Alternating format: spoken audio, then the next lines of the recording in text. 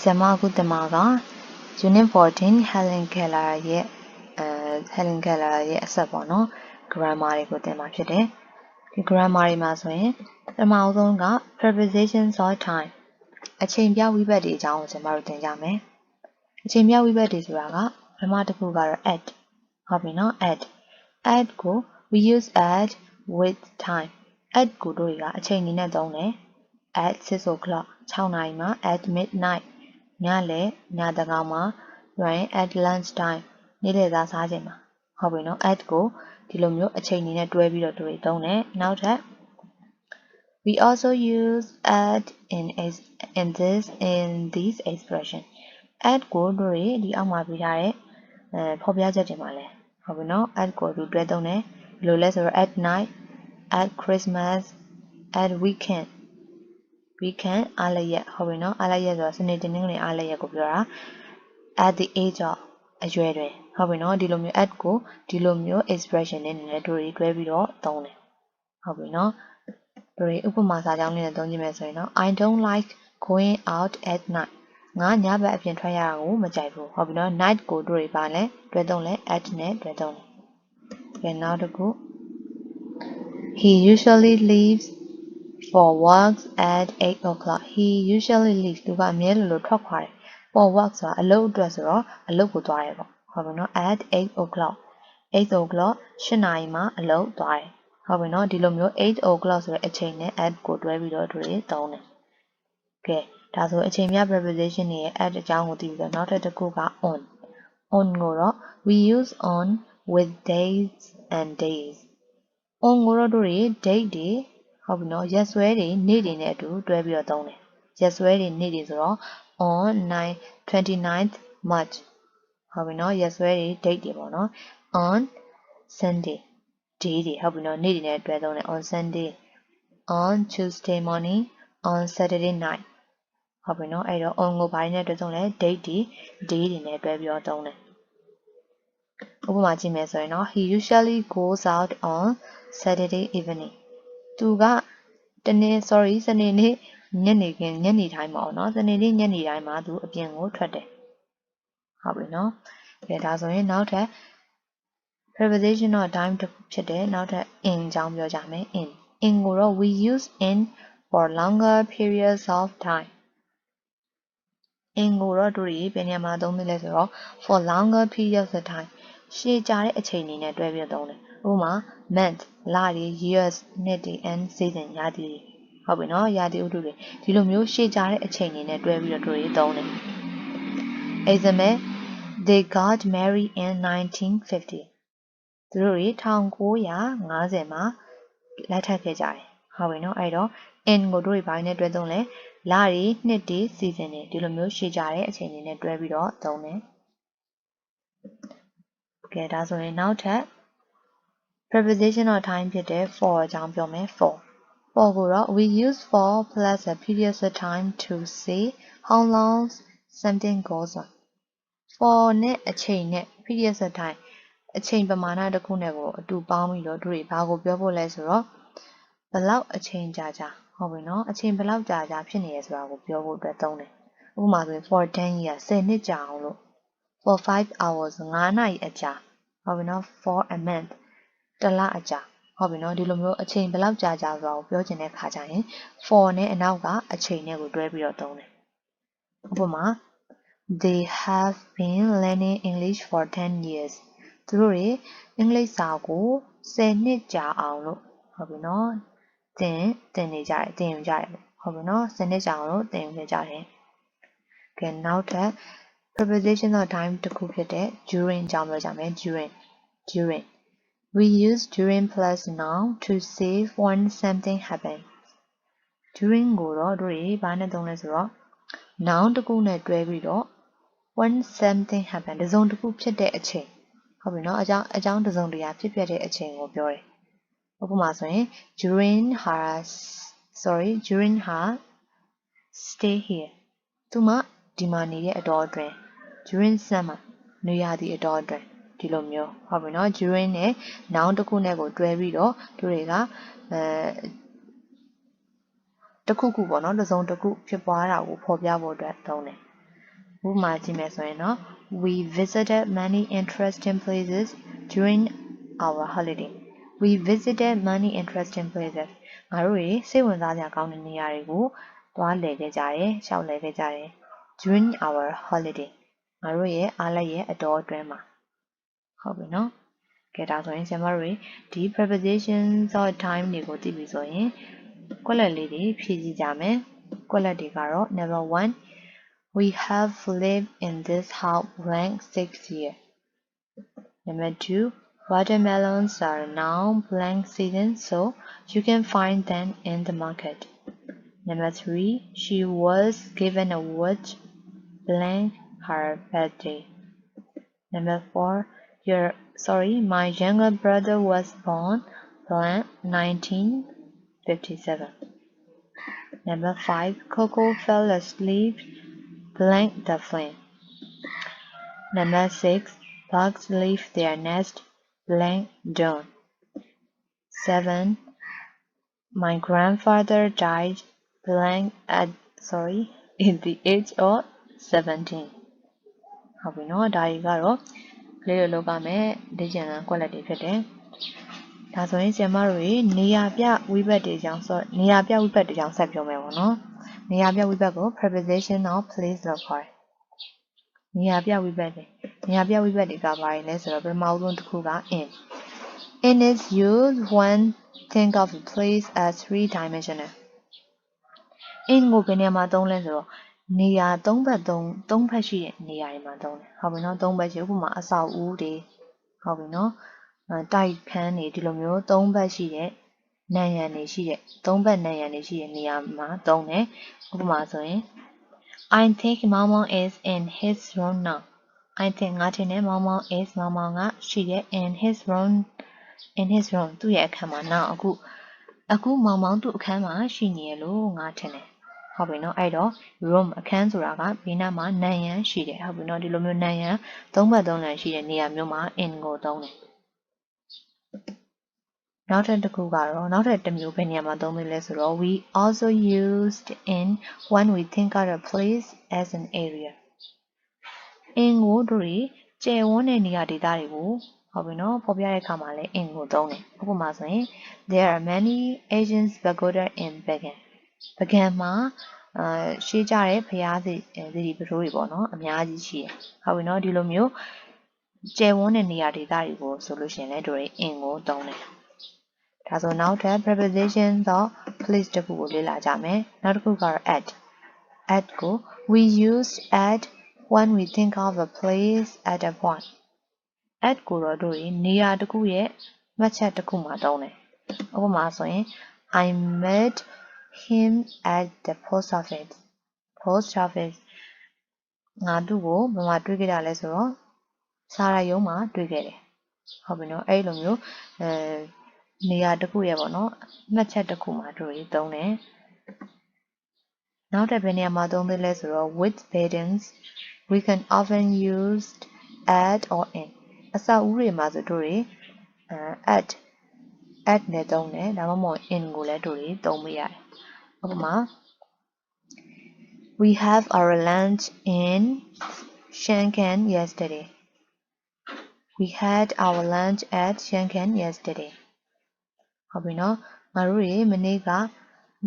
နေ့လယ်စာကိုပေါ့နော်နေ့လယ်စာကိုရှမ်းကန်မှာတို့စားခဲ့ကြတယ်ဟုတ်ပြီနော်ဒီလိုမျိုးအစာဦးတွေကိုပြောချင်တဲ့အခါကျရင် in ကော at ကောနှစ်မျိုးစလုံးသုံးပေးရတယ်ဒါပေမဲ့အခန်းထဲတို့အိမ်ထဲတို့ဒီလိုမျိုး၃ဘက်၃လမ်းပေါ့နော်နံရံတွေရှိတဲ့နေရာမျိုးကိုပြောချင်တဲ့အခါကျရင်တို့ in ကိုပဲသုံးတယ်ပြီးတော့နောက်ထပ်ဥပမာတစ်ခုကတော့ he works at the post office ဒါမှမဟုတ်ရင်လည်း he works in the post office သူကစာရုံးမှာအလုပ်လုပ်တယ်ဟုတ်ပြီနော်ကဲဒါဆိုရင်နောက်ထပ်ဘယ်နေရာတွေမှာ at ကိုသုံးသေးလဲဆိုတော့ with address we use at when give the house number and we use in when we just give the name of the street လိပ်စာတွေမှာဆိုလို့ရှိရင်တို့at ကိုအိမ်နံပါတ်တွေနဲ့တွဲသုံးတယ်ဟုတ်ပြီနော်အိမ်နံပါတ်ကိုရေးချင်တဲ့အခါမှာသူ့ရှေ့မှာ at ကိုတွဲသုံးရပြီးတော့လမ်းနာမည်ရေးချင်တဲ့အခါမှာကျရင်တို့တွေက in နဲ့တွဲသုံးတယ် ဥပမာကြည့်မယ်ဆိုရင်နော် she lived at 23 Duka Road at 23ဆိုတာက23ဆိုတာကအိမ်နံပါတ်ဖြစ်တယ်ဟုတ်ပြီနော်အိမ်နံပါတ်နဲ့တို့တွေအိမ်နံပါတ်ကိုပေါ့နော်တို့တွေ at နဲ့တွဲသုံးတယ်တကယ်လို့လမ်းနာမည်ကိုရေးချင်တယ်ဆိုလို့ရှိရင်ပေါ့နော် he lived in the Golden Road သူကဖျားလမ်းမှာနေတယ်ဟုတ်ပြီနော်လမ်းနာမည်ကိုရေးတဲ့ခါကျရင်တို့တွေ in ကိုသုံးတယ်ကဲဒါဆိုရင်ဆင်မတွေနောက်ထပ် prepositional plate တစ်ခုကိုထပ်ကြည့်မယ်နေရာပြနောက်ထပ်ဝိဘတ်တစ်လုံးက on ဖြစ်တယ် we use on when we think out a place as a surface on ကိုတော့တို့တွေနေရာတစ်ခုရဲ့မျက်နှာပြင်ပေါ်မှာပေါ့နော်မျက်နှာပြင်အပေါ်မှာရှိရလို့ပြောချင်တဲ့အခါမှာတို့တွေ on ကိုသုံးတယ်ဟုတ်ပြီနော်မျက်နှာပြင်ပေါ်မှာရှိရင် on ကိုသုံးတယ် example Did you leave your books on the table Did you leave your books မင်းရဲ့စာအုပ်ကိုထားခဲ့သေးလား on the table စပွဲကုံပေါ်မှာထားခဲ့သေးလားဟုတ်ပြီနော်စပွဲကုံရဲ့မျက်နှာပြင်ပေါ်မှာလို့ပြောချင်တဲ့အခါကျရင် on the table လို့ရေးတယ်နောက်ထပ်ဆင်မတွေ we use on for the number of the floor of a building on ကိုအဆောက်အဦရဲ့ဟုတ်ပြီနော်အဆောက်အဦအထက်တွေပေါ့နော်အလွှာတွေကိုပြောချင်တဲ့အခါမှာတို့တွေ on ကိုသုံးတယ်ဥပမာ I live in a flat on the second floor ငါကတိုက်ခန်းတစ်ခုရဲ့ဒုတိယအထက်မှာဒုတိယအလွှာမှာနေတယ်ဟုတ်ပြီနော်အဲ့တော့အဆောက်အဦတစ်ခုရဲ့အထက်တွေအလွှာတွေကိုပြောချင်တဲ့အခါမှာ on ကိုသုံးတယ်နောက်ထပ် on ကိုဘယ်နေရာမှာသုံးသေးလဲဆိုတော့ we also use on when we think out a place as a line အတန်းလိုက်ဖြစ်တဲ့နေရာတွေဟုတ်ပြီနော်အတန်းလိုက်တစ်လျှောက်ဖြစ်တဲ့နေရာတွေမှာတို့ရ on ကိုသုံးတယ်ဥပမာပြောမယ်ဆိုရင် Pie is on the Ayeyarwady river ပြေက Ayeyarwady မြစ်တစ်လျှောက်မြစ်ကမ်းတစ်လျှောက်ဖြစ်တယ်ဟုတ်ပြီနော်ပြေဆိုတာပြေက Ayeyarwady မြစ်ကမ်းတစ်လျှောက်မှာရှိတယ်ပေါ့တည်ရှိတယ်ဟုတ်ပြီနော်ဒီလိုအတန်းလိုက်ဖြစ်တဲ့နေရာတွေကိုတို့တွေ on နဲ့တွဲပြီးတော့သုံးတယ်နောက်ထပ် above နဲ့ over ကတဲ့ above and over both means higher than ပိုပြီးတော့မြင့်တဲ့နေရာတွေကို above နဲ့ over နဲ့တွဲပြီးတော့သုံးတယ်နောက်ထပ် below and under can both means lower than ပိုပြီးတော့နိမ့်တဲ့နေရာကိုတော့ below and under ဟုတ်ပြီနော် below နဲ့ under နဲ့တွဲပြီးတော့သုံးတယ်နောက်ထပ် over and under ကိုတော့ over ဒီမှာပြထားတဲ့ over နဲ့ under ဟုတ်ပြီနော် over နဲ့ under ကိုတော့ describe a direct vertical relationship အပေါ်အောက်တက်တက်ရှိတဲ့နေရာတွေမှာ over နဲ့ under နဲ့တွဲလိုက်သုံးတယ် example ကြည့်မယ်ဆိုရင်တော့ over under A is over B A က B ရဲ့အပေါ်မှာရှိတယ်ဟုတ်ပြီနော်အပေါ်အောက်တက်တက်ဖြစ်တဲ့နေရာမှာ over နဲ့ under နဲ့ကိုတွဲသုံးမယ်ဆိုတော့ B အကြောင်းပြောမယ်ဆိုရင်တော့ B is under A B က A ရဲ့အောက်မှာရှိတယ်ဒီလိုမျိုးအပေါ်နဲ့အောက်နဲ့တက်တက်ဖြစ်တဲ့အခါမှာအပေါ်ကို over သုံးပြီးတော့အောက်ကို under သုံးတယ်ဒါဆိုရင်တို့တွေ we use above and below when one thing is not directly over or under anything အပေါ်နဲ့အောက်တက်တက်မရှိတဲ့အခါကျရင်တို့တွေဘယ်လိုသုံးလဲဆိုတော့ above နဲ့ below နဲ့ကိုသုံးတယ်ဟုတ်ပြီနော်ဒါဆိုရင်နော် A is above B ဟုတ်ပြီနော် A က B ရဲ့အပေါ်မှာရှိတယ်ဒါပေမဲ့ B ရဲ့အပေါ်တက်တက်မဟုတ်ဘူးဟုတ်ပြီနော်တက်တက်မဟုတ်တဲ့နေရာမျိုးမှာရှိတာနောက်ထပ် B အကြောင်းပြောမယ်ဆိုရင်တော့ B is below A ဟုတ်ပြီနော် B က A ရဲ့အောက်မှာရှိတယ်ဒါပေမဲ့တက်တက်မဟုတ်တဲ့နေရာမျိုးမှာရှိဒါမျိုးဆိုရင်တော့တို့တွေအပေါ်မှာရှိရင် above အောက်မှာရှိရင် below နဲ့တွဲပြီးတော့သုံးတယ်ဟုတ်ပြီနော်ကဲဒါဆိုရင်နောက်ထပ်ဆရာမတို့တွေ prepositions of place နောက်တစ်ခုကတော့ on top of we use on top of to mean that one thing is over and touching another thing on top of ဆိုကိုတို့တွေတစ်ခုอ่ะပေါ့နော်တခြားတစ်ခုပေါ်မှာထိနေရဆိုရင်တော့ on top of လို့သုံးတယ်ဟုတ်ပြီနော်ဘယ်လိုလဲဆိုတော့ the book is on top of the cupboard the book စာအုပ်က is on top of the cupboard ဆိုတာကြတော့စာအုပ်စင်ရဲ့အပေါ်မှာပေါ့နော်ရှိနေဟုတ်ပြီနော်အဲ့တော့စာအုပ်ကစာအုပ်စင်ရဲ့အပေါ်ပိုင်းနဲ့သူကထိနေတယ်အဲ့ဒီခါကျရင်တို့တွေက on top of နဲ့တွဲပြီးတော့သုံးတယ် ကဲဒါဆိုရင်ဆရာမတို့ဒီ preposition ဆို place တွေကိုသိပြီဆိုရင်လေ့ကျင့်ခန်းပေါ့နော်ကွက်လက်10ခုပေးမယ်အဲ့ဒါကတော့နံပါတ်1 The introduction of this book is blank page 1 2 I saw your roommate blank the desktop 3 How many floors are there blank this building 4 Please write your name blank the top of the page Number 5 She lives blank number 111 Maker Road 6 I push the letter blank the door 7 The sun rose blank the horizon 8 On our way to the park we drove a blank small bridge 9 There are some old newspaper blank the cupboard 10 From the top of the hill we can see a small pond blank us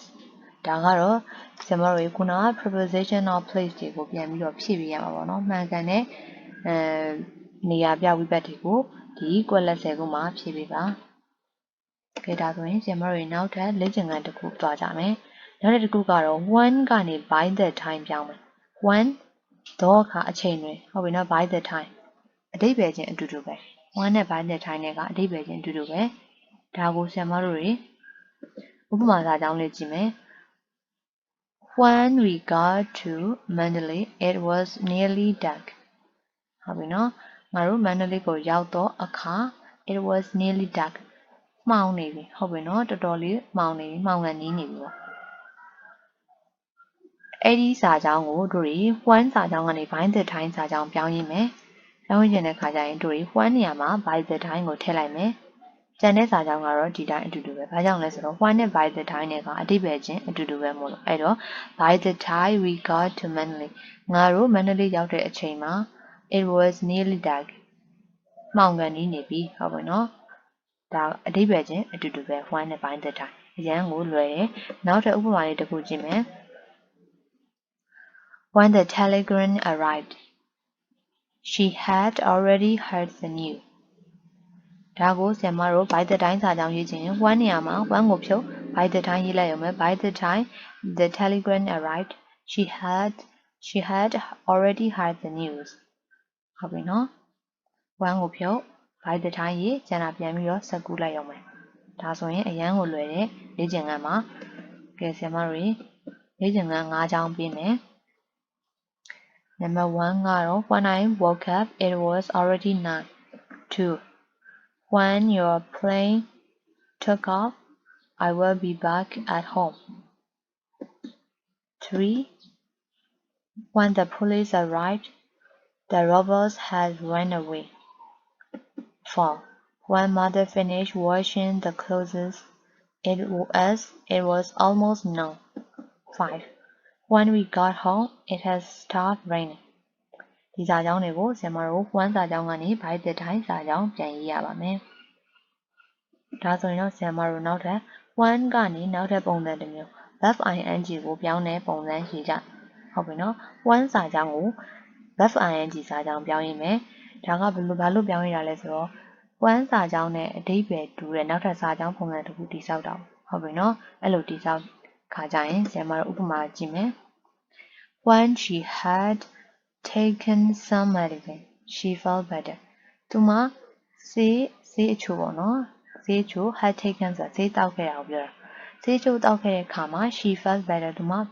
ပို့ပြီးတော့ကောင်းလာခဲ့ဟုတ်ပါနော်ဒါကိုဆရာမတို့ဒီစာကြောင်းနဲ့အဓိပ္ပာယ်တူတဲ့ဟုတ်ပြီနော်အဓိပ္ပာယ်ချင်းတူတဲ့ဒါပေမဲ့ပုံစံကွဲတဲ့စာကြောင်းပြန်ရင်းမယ်ဘာစာကြောင်းလဲဆိုတော့ verb ing နဲ့စတဲ့စာကြောင်းပြန်ရင်းမယ်ဟုတ်ပြီနော်အဲ့ဒီခါကျရင် verb ing နဲ့စာကြောင်းပြန်ရင်း when ကိုဖြုတ်မယ်အရှိက subject ပါတယ် when နောက်မှာဟုတ်ပြီနော် subject ပါတယ်ဒီ subject ကိုဖြုတ်မယ်ပြီးသွားလို့ရှိရင်အဲ့ subject နောက်မှာပါတဲ့ verb ကို verb ing ပြောင်းပေးမယ်ဟုတ်ပြီနော် verb ing ပြောင်းပြီးရှေ့ဆုံးမှာထားရမယ်ဆိုတော့ have ကို verb ing ပြောင်းလိုက်တော့ haven't ဟုတ်ပြီနော် haven't ပြီးတော့ကျန်တာတွေကတော့အတူတူပဲ haven't taken some medicine, she felt better တကယ်လို့ဒါဒီနေရာမှာ she နေရာမှာနာမည်တစ်ခုခုပေါ့နော် mother father daughter ဟုတ်ပြီနော် sister ဒါမှမဟုတ်ရင်မမလှလှမြတ်မြတ်ဒီလိုမျိုးနာမည်တွေပါလာခဲ့မယ်ဆိုရင်နော်ဒီနာမည်တွေကိုဆရာမတို့ကဒီအရှင်းမှာဖြုတ်ပြီးတော့နောက်စာကြောင်းမှာ she နေရာမှာပြန်ထည့်ပေးမယ်ဟုတ်ပြီနော်အဲ့တော့ဒီဥပမာဒီစာကြောင်းလေးရဲ့ပုံစံကverb ingနဲ့စမယ်ဆိုတော့ one နဲ့ she နဲ့ကိုဖြုတ်မယ် one ရဲ့ subject ရဲ့ဖြုတ်မယ် verb ကို verb ing ပေါင်းမိမယ်ဆိုတော့ having taken some medicine, she felt better ကျန်တာပြန်ရေးလိုက်ရုံပဲဟုတ်ပြီနော်နောက်ထပ်ကျွန်တော်တို့ဥပမာတစ်ခုထပ်ကြည့်မယ်နောက်ထပ်ဥပမာတစ်ခုကတော့ when he heard that he gained 5 distinction he was very much delighted ဒါကိုဆရာမတို့ verb ing နဲ့စတဲ့စာကြောင်းပြန်ရေးမယ်ဆိုရင်တော့ when နဲ့ he နဲ့ကို when ရဲ့ subject ကိုဖြုတ်မယ်ပြီးတော့ရင် heard ဆိုတဲ့ verb ကိုတွေ့ရ verb ing ပြောင်းတော့ heard ကို verb ing ပြောင်းတော့ hearing that he gained 5 distinction, he was very much delighted အရန်လွယ်တဲ့ပုံစံလေးပေါ့ဟုတ်ပြီနော်တကယ်လို့ဒါဒီနေရာမှာဆရာမတို့ဒီ heard နေရာမှာပေါ့နော် verb နေရာမှာ am is are was ဆိုရတွေပါလာခဲ့မယ်ဆိုရင် am is are was ဆိုရတွေကို verb ing ပြောင်းရင်ဘာပုံစံဖြစ်မလဲ being being ဖြစ်မယ်ဟုတ်ပြီနော်ဒါဆိုရင်အရန်လွယ်တဲ့ပုံစံလေးဆိုတော့ဆင်မနောက်ထပ် exercise စာကြောင်းပေါ့နော်၅ခုပေးမယ် number 1ကတော့ when she realized that her friend was not sincere she felt very sad ဒါကိုဆင်မတို့ verb ing နဲ့စတဲ့စာကြောင်းပြန်ရေးမယ်ဟုတ်ပြီနော်အစာပိုင်းမှာဒီမှာ verb ing ကိုရေးပြထားတဲ့အတွက်ကြောင့်မလို့ကျန်တာကနောက်ကဆက်မဲ့စာကြောင်းကအရန်လွယ်သွားတယ်နောက်ထပ်နံပါတ်2ကတော့ when mother had finished the washing she started knitting 3 when she remembered that he had forgotten to post the letter she went to the post office again sorry ဒီနေရာမှာ he မဟုတ်ဘူးဒီနေရာမှာ she ဖြစ်မှာနော်ဒီနေရာမှာ she ဖြစ်မှာပါနောက်ထပ် number 4 when I had watered the plants I took a rest number 5 when the athlete knew that he had broken the record he was delighted ဒါကတော့ when ကနေပြီးတော့ verb ing ပုံစံပြောင်းရမယ်လေ့ကျင့်ခန်း5ခုဖြစ်တယ်ဒါဆိုရင်ဆင်မတွေနောက်ထပ်လေ့ကျင့်ခန်းလေးတစ်ခုကိုရေးကြမယ်နောက်ထပ်လေ့ကျင့်ခန်းကတော့ Here are some inventive facts about Helen Keller's life but they are in the wrong order rearrange the sentences in the correct order to form each paragraph ဒီမှာဆိုရင်အောက်မှာပေးထားတာကဘာလဲဆိုတော့စာကြောင်းတွေ Helen Keller ရဲ့ဘဝမှာပေါ့နော်အရေးကြီးတဲ့စာကြောင်းတွေ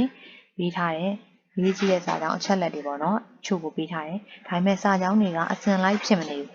ဒါကြောင့်မလို့ဆင်မတို့စာကြောင်းကိုအစဉ်လိုက်ပြန်ပြင်ပြီးတော့ရေးပေးရမယ်ဒါဆိုရင် paragraph 1 အတွက်စာကြောင်းက Helen was born in Tuscany, Alabama in 1880. 2. After that, she became a very difficult child to live with. 3. In 1882, she almost died of a mysterious illness. 4. The director of the institute asked Annie Sullivan to become Helen's teacher. 5. Captain Keller asked for help with Helen from an institute for the blind. ဒါကတော့ပထမစာပိုက်နံပါတ်1အတွက်ပေါ့နော်စာကြောင်း5ကြောင်းဒီစာကြောင်း5ကြောင်းကအစဉ်လိုက်ဖြစ်မနေဘူးဒါကိုဆင်မတို့အစဉ်လိုက်ဖြစ်အောင်ပြန်ပြင်ပြီးရေးပေးရမယ်ကဲဒါဆိုရင်နောက်ဒီကြောင်းကြံခဲ့ရပေါ့နော် because of the illness she became blind and deaf ဟုတ်ပြီနော်ဒါကတော့ paragraph 1အတွက်စာကြောင်း6ကြောင်းဖြစ်တယ်ဒါကိုဆင်မတို့အစဉ်လိုက်ပြန်ပြင်ပြီးတော့ရေးပေးရမယ်ဒါဆိုရင် paragraph 2အတွက်စာကြောင်းကြည့်မယ် 1 ကတော့ Beth Annie was patient and trying to teach to Helen good manners and asked the Keller to leave her alone with Helen in the dining room. Number 2, when she first met Helen, the child was wild, and she even kicked Annie in the face and knocked off a tooth. Number 3, Annie agreed and went to test Gambia ဟုတ်ပြီနော်ဒီစာကြောင်း၃ကြောင်းကစာပိုင်းနံပါတ်2အတွက်ဖြစ်တယ်ဟုတ်ပြီနော်သူတို့ကလည်းအစဉ်လိုက်ဖြစ်မနေဘူးဒါကိုကျွန်မတို့အစဉ်လိုက်ဖြစ်အောင်လို့ပြန်ပြီးတော့ရေးပေးရမယ် Paragraph 3 အတွက်စာကြောင်းနဲ့ကြည့်မယ်နော် Number 1 One day when she put Helen's hand under the gravation water of the pan and spilled water into her hand, she heard Helen say, "War." Number 2 Annie then asked Mr. Keller to let her live along with Helen in the guest house in the garden, and they lived there for 2 weeks. Number 3 Later Annie succeeded in getting Helen to sit and eat her food properly. Number 4 Helen gradually learned to speak, read and write, and she graduated from Radcliffe College, wrote books and became famous all over the world. Number 5 There Annie had complete control over Helen and tried to teach her language. Number 6 Then she filled water into Annie's hand and mother and teacher into her mother's hand. ဒီမှာဆိုရင်ဒီစာကြောင်းတွေကအစဉ်လိုက်ဖြစ်မနေဘူးဒါကိုဆင်မတို့ရေအစဉ်လိုက်ဖြစ်အောင်လို့ပြန်ပြင်ရေးပေးရမယ်ဟုတ်ပြီနော်ဒါကလေးတို့အိမ်စာဖြစ်တယ်ဒါဆိုနောက်ထပ်ပုံစံတစ်ခုကတော့ letter ပုံစံပေါ့နော် letter ရေးရမယ် You are Yamin You live in number 10 Minla Street Townji Write a letter to your friend Lin Lin Tell him or her about the blind student in your class You are Yamin မင်းက Yamin ဖြစ်တယ် You live in number 10 Miller Street တောင်ကြီးမင်းကတောင်ကြီးမြို့မင်းလာလန်အိမ်နံပါတ်10မှာနေတယ် Write a letter စာတစ်စောင်ရေးပါ to your friend မင်းရဲ့တငယ်ချင်းလင်းလင်းစီဟုတ်ပြီနော် Tell him or her လင်းဆိုတာယောက်ျားလေးလားမိန်းကလေးလားပေါ့ကိုကြိုက်သလိုထားလို့ရတယ်ဟုတ်ပြီနော် About the blind student in your class မင်းတို့ရဲ့အခန်းထဲမှာရှိတဲ့မျက်မမြင်ကျောင်းသားတစ်ယောက်အကြောင်းကိုပြောပါတဲ့ဟုတ်ပြီနော်စာရေးပြီးပြောရမယ်ဒီအကြောင်းလေးကိုပြောလို့လေ letter ရေးရမယ်နောက်ထပ်လေ့ကျင့်ခန်းလေးတစ်ခုက Write an essay of 3 paragraphs on the story I like best 3 paragraph စာပိုက်3ပိုက်နဲ့ essay တစ်ပုဒ်စာပိုက်3ပိုက်ပါတဲ့ essay တစ်ပုဒ်ရေးရမယ် essay ရဲ့နာမည်က That story I like best ကျွန်တော်အကြိုက်ဆုံးဇာတ်လမ်းပေါ့ဟုတ်ပြီနော်ကျွန်တော်အကြိုက်ဆုံးဇာတ်လမ်းတစ်ပုဒ်ပေါ့ကဲဒါဆိုရင်ဆရာမရဲ့ဒီ unit 14 Helen Keller အကြောင်းပေါ့နော်သင်ခန်းစာကို exercise တွေပေါ့ပြီးပါပြီအားလုံးကိုကျေးဇူးတင်ပါတယ်